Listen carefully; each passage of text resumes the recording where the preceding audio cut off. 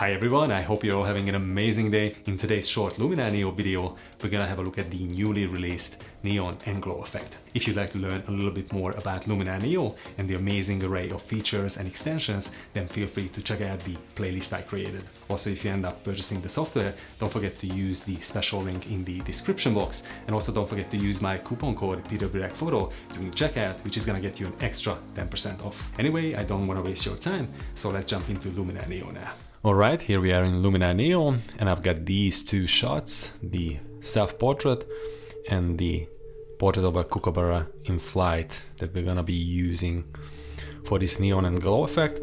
First you gotta go to the edit tab at the top and then just scroll down to the creative section, and then here you will find the new edition of the neon and glow effect right here. So with this image, it's gonna be fairly easy to apply this specific effect, just relying on the artificial intelligence for subject detection, because the separation of the subject from the background is pretty apparent.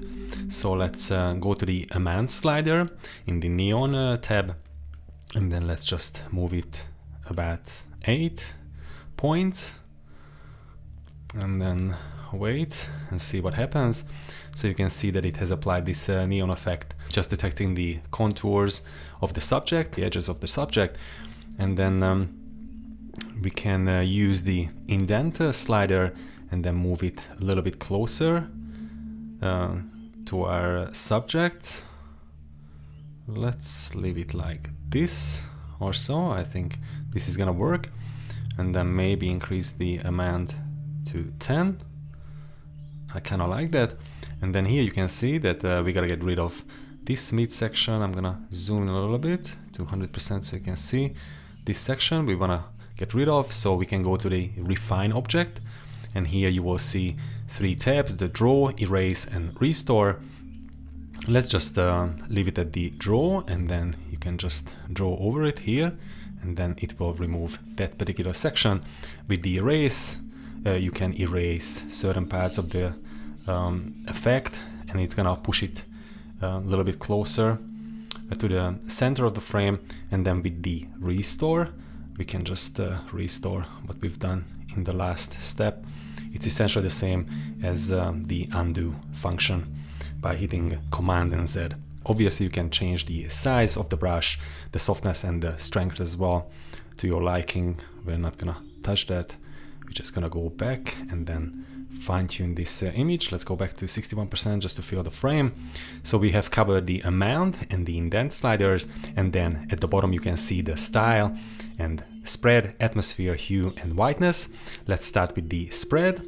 Let's move it all the way down to 0. You can see that the actual neon effect is much more well defined, and by increasing the spread to 100%, then it creates a little extra glow effect, and the line becomes much narrower. I'm gonna just have a look and play around with it. I think I'm gonna leave it around 40. I kind of like that. That's nice. With the atmosphere slider, if we move it all the way to 100%, you can see that it creates a kind of glow effect or similar effect to what we will be covering here in the glow tab in a second. Let's move it back to 0. This one is a little bit too rough for my liking, so I like to keep it at 100% in this instance. And with the hue, we can actually change the hue of the effect. I think I'm gonna go with something like this in the blue. Maybe that one. Pull it down a little bit. That one looks pretty cool. I'm just playing around with the sliders and trying to find the most optimal, what I like the most. This is very subjective, obviously. Alright, let's go to the next option, the glow effect, which is broken into the inner and the outer parts. Let's start with the inner. Let's move it all the way to 100%. You can see that it applies a glow effect inside the subject or inside the outer line, which is defined by the neon effect. And then here you can see the change by moving the hue slider across the color spectrum. and I don't think I'm gonna touch this. I'm gonna just leave it as it is. Maybe apply a little bit of the same hue, the blue, just a little bit, a tad, and then you could increase the brightness as well. Let's do it like that so you can see what happens. You can increase the brightness and then the contrast as well. And with the background slider, which we're gonna use as well, we're gonna just decrease the luminosity of the background.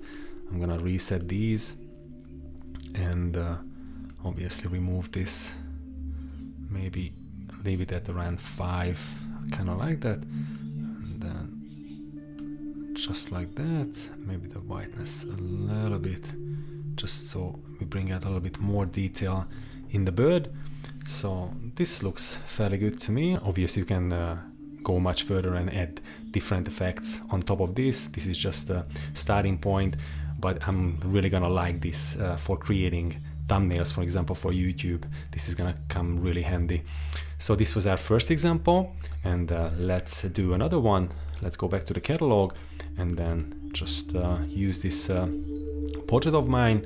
I already have applied, let's go to the edit tab first. I'm going to show you what kind of edits I've done. I already added a couple of effects, just the skin tone corrections and a couple of enhancements.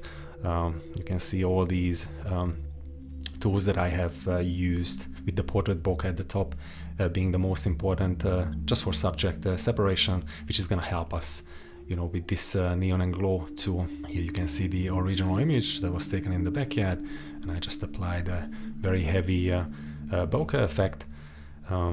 Let's go back to the tools and then start with the neon and glow again. So we're gonna play around with it one more time. I have applied a relatively heavy effect, 30. Let's move the indent down again, closer to the edge. That looks okay-ish, and let's just move this back to around 20, 22, and the indent a little bit closer to my body. That looks fine, and then just remove this line towards the bottom. So we go to the refine object and then just draw over it. Let's decrease this, and then we just draw here, and that should take care of that. That looks fine. Let's go back here and then play around with the style. Let's move the spread up to 100%. That looks pretty cool. I kind of like that, but I'm not really sure that we should be using this particular color. Let's just pick a similar color to this in the foliage. So move the hue to around here. But here you can see that the neon effect is much more prevalent there. So let's decrease to around 9. Yeah, that looks much better. And then play around with the whiteness. Here you can see that the just essentially changes it to a white outline. Let's just leave it at around 20, 21. That's good. And then move to the glow again.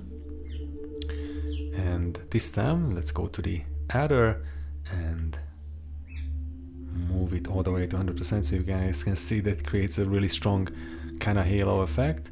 We don't want that much. Let's just leave it at 45 and decrease the size, and the whiteness as well. Move it towards the left, and obviously this one is a little bit too much. I'm gonna leave it at around 15. So that looks kind of cool.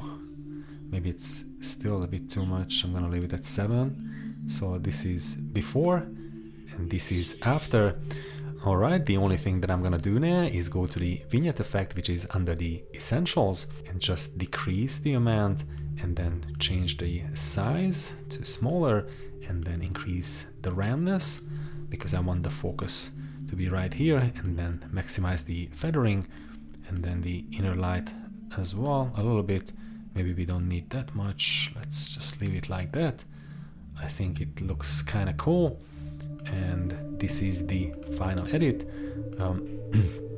let's go back here so you can see that this is the vignette effect that we applied, and this is the neon and glow effect right here before and then after. I hope you have enjoyed this short tutorial, and if you have got any questions, then please let me know in the comments below. I'll be happy to get back to you and help you out if I can.